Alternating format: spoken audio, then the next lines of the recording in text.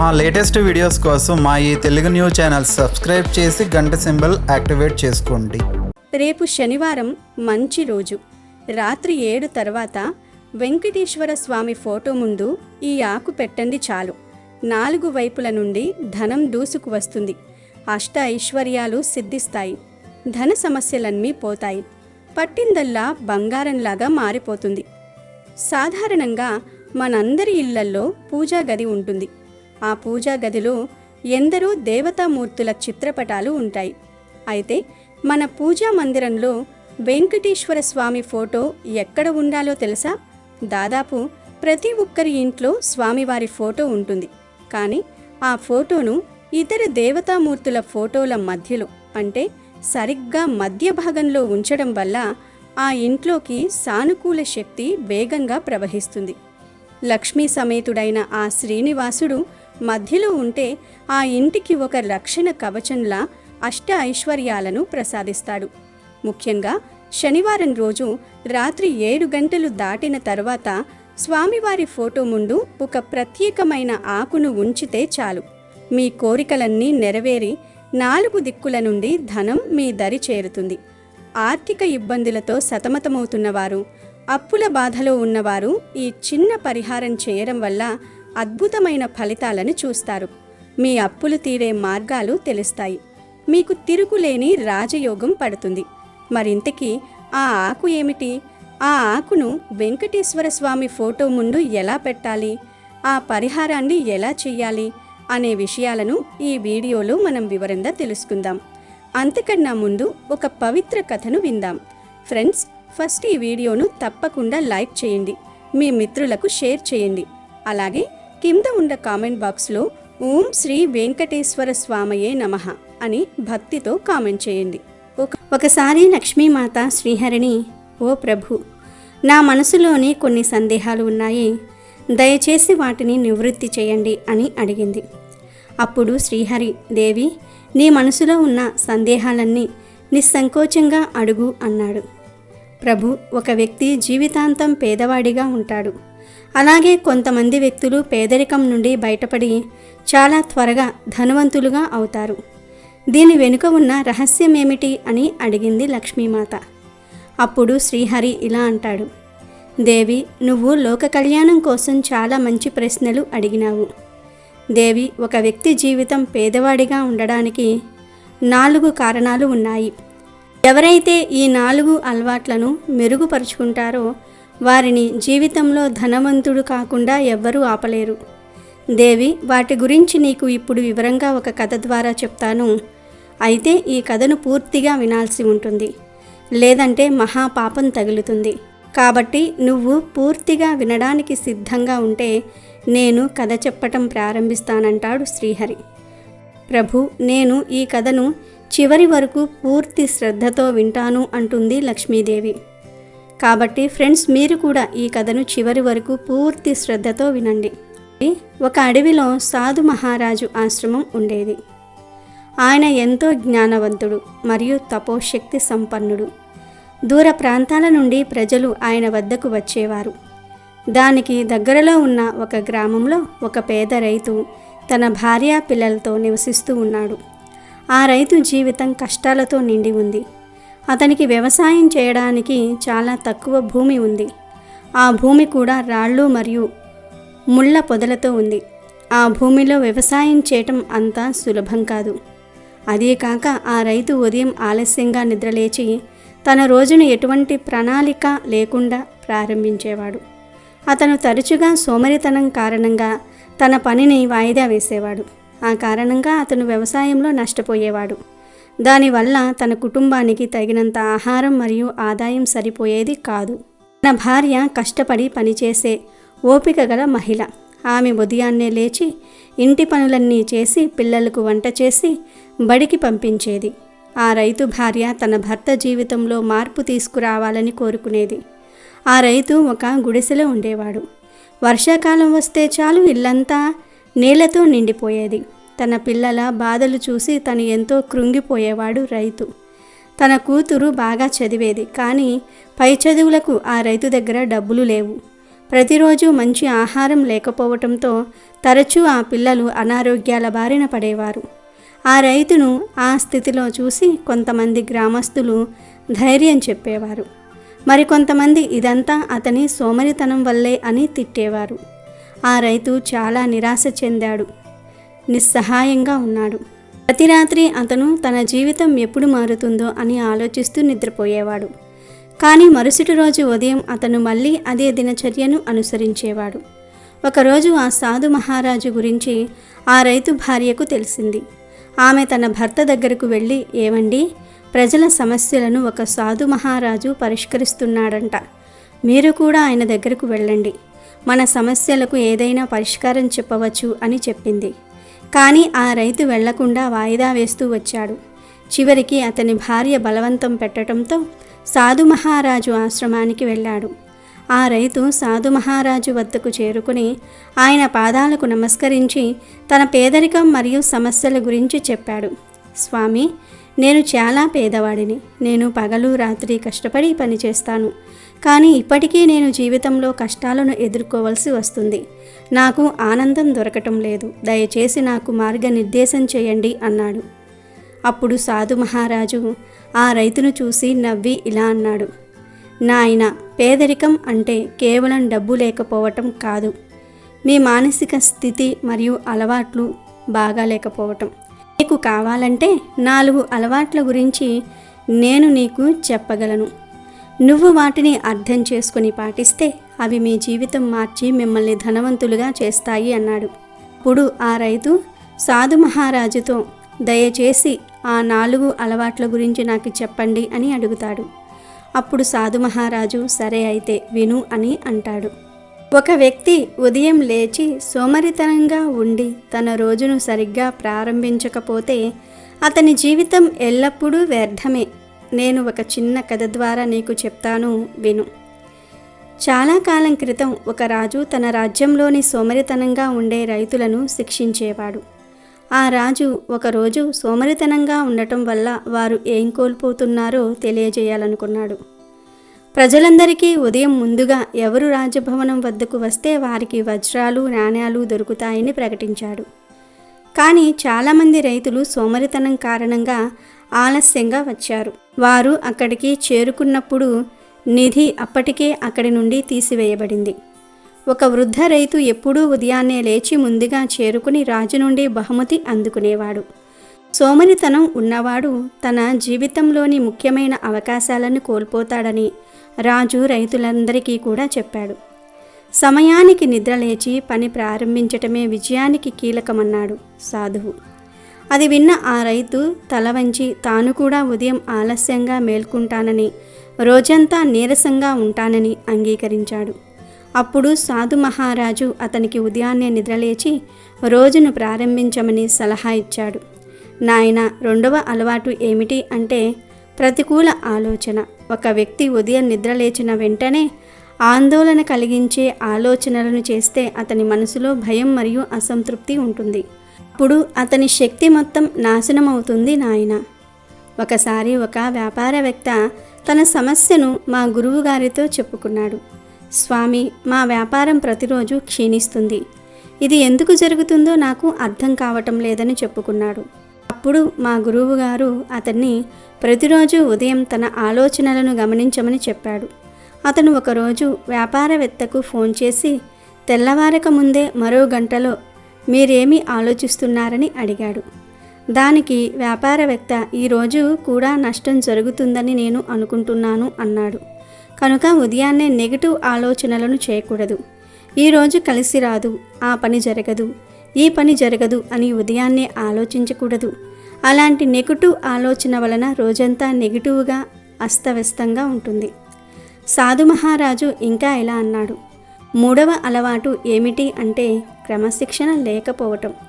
ఒక వ్యక్తి తన సమయంలో క్రమశిక్షణను పాటించకపోతే, పని చేయలేకపోతే అతను తన పని ఫలితాన్ని ఎప్పటికీ పొందలేడు అని చెప్పి సాధు మహారాజు మరొక కథ చెప్పాడు.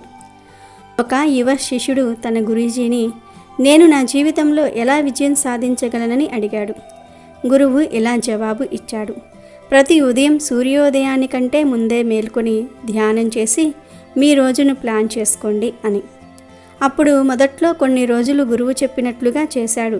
కానీ తర్వాత సోమరితనం కారణంగా అతని క్రమశిక్షణను విడిచిపెట్టారు. గురువు శిష్యుడిని పిలిచి విజయం కేవలం కష్టపడి పనిచేయటం వల్ల మాత్రమే రాదని, క్రమబద్ధత మరియు క్రమశిక్షణ నుండి కూడా వస్తుందని వివరించాడు. మీరు మీ సమయాన్ని గౌరవించకపోతే కాలం మిమ్మల్ని గౌరవించదు, ఊహించని కష్టాలను అనుభవించేలాగా చేస్తుంది. ఆ శిష్యుడు తన గురువుకు విధేయత చూపి తన జీవితాన్ని క్రమశిక్షణతో వ్యవస్థీకరించుకున్నాడు. క్రమంగా అతను తన లక్ష్యాలన్నిటినీ కూడా సాధించాడు. తన దినచర్య అస్తవ్యస్తంగా ఉందని మరియు తన పనిలో నిర్లక్ష్యంగా ఉన్నాడని ఆ రైతు గ్రహించాడు. క్రమశిక్షణను పాటిస్తానని సాధు మహారాజుకు వాగ్దానం చేశాడు. చివరిగా సాధు మహారాజు 4వ అలవాటు గురించి చెప్పాడు. మీరు ప్రతిరోజు ఏదైనా కొత్తగా ప్రారంభించి దాన్ని పూర్తి చేయకపోతే మీ జీవితం ఎల్లప్పుడూ అసంపూర్ణంగా ఉంటుంది. దీనిని బాగా అర్థం చేసుకోవడానికి అతను మరొక కథ చెప్పాడు. ఒక వ్యక్తి తన గ్రామంలో ఒక అందమైన తోటను నాటాలని కలలు కన్నాడు. అతను చాలా చెట్లను నాటాడు, కానీ అతను వాటిని పట్టించుకోలేదు. అతను ప్రతిరోజు ఒక కొత్త మొక్కను నాటాడు, కానీ పాత మొక్కలకు నీరు పెట్టడం మర్చిపోయాడు. కొన్ని రోజులకు అతని మొక్కలన్నీ కూడా ఎండిపోయాయి. అతను సాధు మహారాజు దగ్గరకు వెళ్ళి, నేను ప్రతిరోజు కొత్త మొక్కలు నాటాను, కానీ నేను ఎందుకు విజయం సాధించలేదు అని అడిగినప్పుడు సాధు మహారాజు ఇలా చెప్పాడు.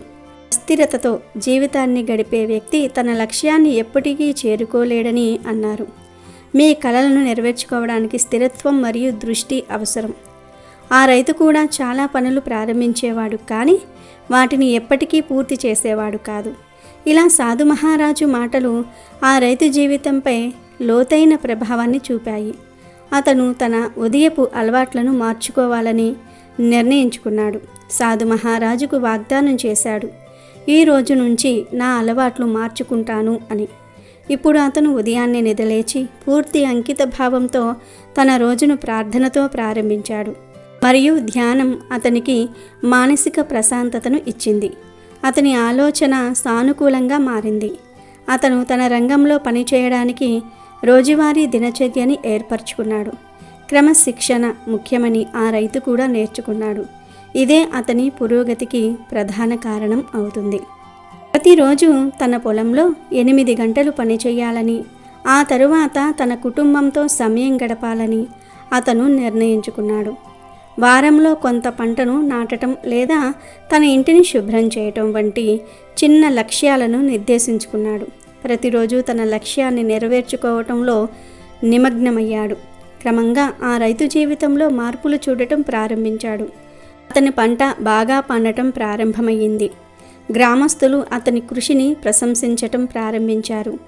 అతను తన సంపదతో తన పిల్లలను చదివించాడు మరియు అతను ఒక కొత్త ఇంటిని కట్టుకున్నాడు. రైతు తన బైక్ రిపేర్ చేయించుకొని తన భార్య కోసం కొత్త గ్రైండర్ కొన్నాడు. దానితో ఆమె ఇంటి పనులు సులభతరం అయ్యాయి. రైతు జీవితం ఇప్పుడు పూర్తిగా మారిపోయింది. ఒకప్పుడు అతన్ని సోమరివాడు, విఫలుడు అని పిలిచే గ్రామస్తులు ఇప్పుడు అతన్ని ప్రశంసించటం ప్రారంభించారు. ఆ రైతు భార్య కూడా తన భర్త కొత్త అలవాట్లను చూసి ఎంతో ఆనందపడింది. ఇప్పుడు ఆ రైతు తన కుటుంబంతో సంతోషకరమైన జీవితాన్ని గడుపుతున్నాడు. సాధు మహారాజు చెప్పిన 4 అలవాట్లు రైతు జీవితాన్ని పూర్తిగా నిర్దేశించాయి. అతను పేదరికం నుండి బయటపడటమే కాకుండా తన మనస్సు మరియు ఆత్మ నుండి కూడా బయటపడడానికి ఒక మార్గాన్ని కనుగొన్నాడు. మనం ఉదయం పూట తెలిసి లేదా తెలియకుండా చేసే మరికొన్ని పనులు మనకు ఆటంకం కలిగిస్తాయి. ఇది మీ ఆరోగ్యంపై కూడా ప్రభావం చూపుతుంది.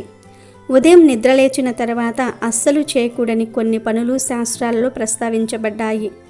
లేకపోతే అదృష్టానికి బదులుగా దురదృష్టం నీడలా వెంటాడుతుంది మరియు ఆనందానికి బదులుగా దుఃఖాల పర్వతం వెంటాడుతుంది. కుటుంబంపై చెడు ప్రభావం పడుతుంది. ఉదయం పొరపాటున కూడా చేయకూడని ఆ పనులు ఏమిటో చూద్దాం. ఉదయం లేవగానే చాలామంది అద్దంలో తమ ముఖాన్ని చూసుకుంటూ ఉంటారు. ఇది వాస్తుశాస్త్రం ప్రకారం చాలా ప్రమాదకరమైందని, చెడు సంకేతాలకు దారితీస్తుందని చెప్పబడింది. కాబట్టి ఉదయం నిద్ర లేవగానే దేవుడి ఫోటోను చూడండి. ఇది చాలా శుభప్రదంగా చెప్పబడింది. ఇలా చేయటం వల్ల రోజు బాగా ప్రారంభమవుతుంది. రెండవది, ఒక వ్యక్తి యొక్క అదృష్టం మన ఇంటి ముందు మూసి ఉన్న ఇంటితో ముడిపడి ఉంటుంది. ఇంటి ముందు మూసి ఉన్న ఇల్లు రాబోయే చెడు కాలాలను సూచిస్తుంది. గ్రంథాల ప్రకారం మూసి ఉన్న ఇంటిని చూడటం వల్ల చెడు పరిస్థితికి దారి తీయవచ్చు. అయితే ఇది రోజులోని ప్రతి పనిలో ఆటంకం కలిగిస్తుంది మరియు చేసిన పని కూడా చెడిపోతుంది. ఫ్రెండ్స్, ఉదయం నిద్రలేవగానే మురికి పాత్రలను చూడటం వల్ల శరీరంలో ప్రతికూల శక్తి వస్తుంది. శాస్త్రాల ప్రకారం రాత్రి వంటగది శుభ్రం చేసిన తర్వాతే నిద్రపోవాలి. ఇంట్లో మురికి పాత్రలు ఉండటం వల్ల పేదరికం వస్తుంది. ఎందుకంటే లక్ష్మీదేవి స్వయంగా వంటగదిలోనే ఉంటుంది. ప్రతి పూట వంటగదిలో మురికి పాత్రలను శుభ్రం చేయకపోతే లక్ష్మీదేవి ఆ ఇంటిని శాశ్వతంగా వదిలివేస్తుంది. తద్వారా ఇంట్లో పేదరికం ఉంటుంది. రాత్రిపూట వంటగదిలో మురికి పాత్రలను ఎప్పుడూ ఉంచవద్దు. అలాగే ఉదయం నిద్ర లేచిన తర్వాత మీ సొంత నీడను లేదా వేరే ఒకరి నీడను చూడటం మంచిది కాదని శాస్త్రాలు చెప్తూ ఉన్నాయి. నీడను చూడటం చెడు సంకేతంగా పరిగణించబడుతుంది. నీడను చూడటం వల్ల ఒక వ్యక్తిలో ఉద్రిక్తత మరియు భయం ఏర్పడుతుంది. రోజంతా పనిచేయటంలో ఇబ్బందులు ఉంటాయి. ఏకాగ్రత దెబ్బతింటుంది. చివరిగా జంతువుల యొక్క ఫోటో. మీరు నిద్రలేవగానే ఆవును చూస్తే అది చాలా శుభప్రదంగా భావిస్తారు. కానీ గ్రంథాల ప్రకారం ఉదయం లేవగానే ఏ హింసాత్మక జంతువు చిత్రాన్ని చూడకూడదు. ఇది సంబంధాలలో దూరాన్ని సృష్టిస్తుందని మరియు వివాదాలకు దారితీస్తుందని శ్రీహరి లక్ష్మీమాతకు వివరించారు. ఇది విన్న లక్ష్మీమాత ఎంతో సంతోషించింది. విష్ణుమూర్తికి ధన్యవాదాలు తెలుపుతుంది. ఇక అసలు విషయంలోకి వస్తే, ప్రకృతి అంటేనే పరమాత్మ స్వరూపం. మన చుట్టూ ఉన్న చెట్లు, చేమలు, ఆకులు కేవలం జీవరాశులు మాత్రమే కాదు, అవి దివ్యమైన శక్తులకు నిలయాలు. ప్రకృతిని మనం సాక్షాత్తు లక్ష్మీదేవిగా భావిస్తాం. ఎక్కడైతే పచ్చని ప్రకృతి ఉంటుందో అక్కడ లక్ష్మీ కటాక్షం పుష్కలంగా ఉంటుంది. అందుకే మన సనాతన ధర్మంలో ప్రతి శుభకార్యంలోనూ మామిడాకులు, కమలపాకులు వంటి వాటిని ఉపయోగిస్తాం. ఆకులకు విశ్వంలోని సానుకూల ప్రకంపనలను గ్రహించే శక్తి ఉంటుంది. ఒక రకంగా చెప్పాలంటే ఆకులు అనేవి మన కోరికలను ప్రకృతి ద్వారా ఆ పరమాత్మకు చేరవేసే వాహకాలుగా పనిచేస్తాయి. ప్రకృతిలో భాగమైన ప్రతి ఆకుకు ఒక ప్రత్యేకత ఉంటుంది. కొన్ని ఆకులు రోగాలను నయం చేస్తే మరికొన్ని ఆకులు మనలోని ప్రతికూల శక్తిని తొలగిస్తాయి. ముఖ్యంగా కొన్ని రకాల వృక్షాల ఆకులకు మన దారిద్ర్యాన్ని పారద్రోలి ధనలాభాన్ని కలిగించే అద్భుతమైన శక్తులున్నాయని తంత్రశాస్త్రం చెబుతోంది. ఈ ఆకులు లక్ష్మీదేవికి అత్యంత ప్రీతికరమైనవి కావడమే దీనికి ప్రధాన కారణం. కొన్ని ప్రత్యేకమైన ఆకులు మన ఆర్థిక సమస్యలను పరిష్కరించడానికి బాగా ఉపయోగపడతాయి. పచ్చని ఆకులతో చేసే పరిహారాలు వేగంగా ఫలితాలను ఇస్తాయి. ఆకులలో ఉండే జీవశక్తి మన సంకల్ప శక్తితో తోడైనప్పుడు అది ఒక అద్భుతమైన శక్తిగా మారి మన చుట్టూ ఉన్న అడ్డంకులను తొలగిస్తుంది. పురాతన కాలం నుండి మన పెద్దలు ఆకులను ఉపయోగించి అనేక పరిహారాలు చేసేవారు. ఏ ఆకును ఏ సమయంలో ఏ దేవత ముందు ఉంచాలో తెలిస్తే మన కష్టాలన్నీ పటాపంచలవుతాయి. కేవలం భక్తితో, నమ్మకంతో ఒక ఆకును స్వామివారి పాదాల చెంత ఉంచితే అది మన జీవితంలో ఉన్న చీకట్లను తొలగించి వెలుగును నింపుతుంది. ప్రకృతి మాత మనకు ప్రసాదించిన ఈ వరాలను మనం సరైన విధంగా వినియోగించుకున్నప్పుడు ఆ లక్ష్మీనారాయణుల అనుగ్రహం మనపై సదా ఉంటుంది. ఇక అసలు పరిహారం విషయానికి వస్తే, రేపు శనివారం పగలు మీరు ఒక రావి ఆకును తీసుకురావాలి. రావి చెట్టును వృక్షరాజము అని పిలుస్తారు. సాక్షాత్తు శ్రీ మహావిష్ణువు రావి చెట్టులో కొలువై ఉంటాడని పురాణాలు చెబుతున్నాయి. అందుకే రావి ఆకుతో చేసే పరిహారాలు చాలా శక్తివంతమైనవి. ముందుగా ఒక తాజా రావి ఆకును తీసుకొని దానిని శుభ్రంగా కడిగి పసుపు నీటితో ప్రోక్షణం చేయాలి. ఇలా చేయడం వల్ల ఆ ఆకు పవిత్రతను పొందుతుంది. ఆ తరువాత ఆ ఆకును ఒక పక్కన జాగ్రత్తగా పెట్టుకోండి. శనివారం రాత్రి 7 గంటలు దాటిన తరువాత మీరు స్నానం చేసి లేదా కనీసం కాళ్ళు చేతులు శుభ్రంగా కడుక్కొని పూజా గదిలోకి వెళ్ళాలి. మీ పూజా గదిలో మధ్యలో ఉన్న వెంకటేశ్వర స్వామి ఫోటో ముందు కూర్చోండి. ఇప్పుడు మీరు తెచ్చుకున్న ఆ రావి ఆకును తీసుకొని దానిపై 3 కుంకుమ బొట్లు పెట్టాలి. ఆ తరువాత ఆ ఆకు మధ్యలో పసుపును నీటితో కలిపి ఒక గంధంలా చేసి దాంతో మీ మనసులో ఉన్న ఒకే ఒక్క ముఖ్యమైన కోరికను రాయాలి. అది ధనప్రాప్తి కావచ్చు, అప్పుల విముక్తి కావచ్చు, లేదా ఏదైనా ఆగిపోయిన పని కావచ్చు. రాసిన తరువాత ఆ ఆకును వెంకటేశ్వర స్వామి ఫోటో ముందు ఒక ప్లేట్లో లేదా నేరుగా స్వామివారి పాదాల చెంత పెట్టుంది. ఇప్పుడు ఆ ఆకుపైన కొన్ని ఆవాలు, కొద్దిగా పసుపు మరియు ఒక చిన్న ముక్క పచ్చకర్పూరాన్ని ఉంచాలి. పచ్చకర్పూరం లక్ష్మీదేవికి అత్యంత ఇష్టమైనది. అది ధనాన్ని ఆకర్షించే గుణం కలిగి ఉంటుంది. ఆవాలు మన చుట్టూ ఉన్న దుష్టశక్తులను, అడ్డంకులను తొలగిస్తాయి. ఇలా ఆకుపై అన్నీ ఉంచిన తరువాత కళ్ళు మూసుకొని వెంకటేశ్వర స్వామిని మనస్ఫూర్తిగా ప్రార్థించండి. స్వామి, నా ఆర్థిక ఇబ్బందులను తొలగించి నాకు ధనలాభాన్ని కలిగించు, నా కోరికను నెరవేర్చు అని వేడుకోండి. ఆ రాత్రంతా ఆ ఆకు అక్కడే స్వామివారి ముందే ఉండాలి. ఆ సమయంలో ఆ ఆకు స్వామివారి నుండి వెలువడే సానుకూల శక్తిని, మీరు పెట్టిన పచ్చకర్పూరం మరియు ఆవాలలోని శక్తిని గ్రహించి ఒక యంత్రంలా మారుతుంది. ఈ పరిహారంలో అత్యంత ముఖ్యమైన విషయం ఏమిటంటే ఆ ఆకును 48 గంటల వరకు అలాగే ఉంచాలి. అంటే శనివారం రాత్రి పెట్టారు కాబట్టి ఆదివారం అంతా ఉంచి సోమవారం రాత్రి వరకు లేదా మంగళవారం ఉదయం వరకు ఆ ఆకు అక్కడే ఉండాలి. 48 గంటల తర్వాత ఆ ఆకును దాని మీద ఉన్న పదార్థాలతో అంటే ఆవాలు, పసుపు, పచ్చకర్పూరంతో సహా జాగ్రత్తగా తీసుకుని ఎవరు తొక్కని చోట లేదా పారే నీటిలో వేయాలి. పారే నీరు అందుబాటులో లేకపోతే ఏదైనా చెట్టు మొదట్లో వేయవచ్చు. ఇలా చేయడం వల్ల మీ సంకల్పం ప్రకృతిలో కలిసిపోయి ఫలితాన్ని ఇవ్వడం మొదలు పెడుతుంది. ఈ పరిహారం చేయడం వల్ల ఖచ్చితంగా మీ కోరికలు నెరవేరుతాయి. అప్పుల బాధల నుండి విముక్తి లభిస్తుంది. మీరు చేసే వృత్తి వ్యాపారాలలో ధనలాభం కలుగుతుంది. అష్టైశ్వర్యాలు సిద్ధించి మీ ఇంట్లో లక్ష్మీదేవి తాండవిస్తుంది. ఈ ప్రక్రియలో మీ నమ్మకమే ప్రధానం. ఎంతో మంది ఈ చిన్న పరిహారం ద్వారా తమ జీవితాల్లో గొప్ప మార్పులను చూశారు. వెంకటేశ్వర స్వామి భక్తుల ఆర్తిని వినే దైవం. మీరు పూర్తి నిశ్చలమైన మనస్సుతో, నమ్మకంతో ఈ రావియాకు పరిహారాన్ని చేస్తే ఆ ఫలితం మీకే తెలుస్తుంది. రేపటి శనివారం ఈ అవకాశాన్ని వదులుకోకండి. భక్తితో స్వామిని కొలవండి, శుభ ఫలితాలను పొందండి. అమెజాన్లో బెస్ట్ డిస్కౌంట్స్ కోసం వీడియో డిస్క్రిప్షన్లో లింకు ఉంది, చూడండి. అలాగే మా టెలిగ్రామ్ ఛానల్ సబ్స్క్రైబ్ చేసుకోండి.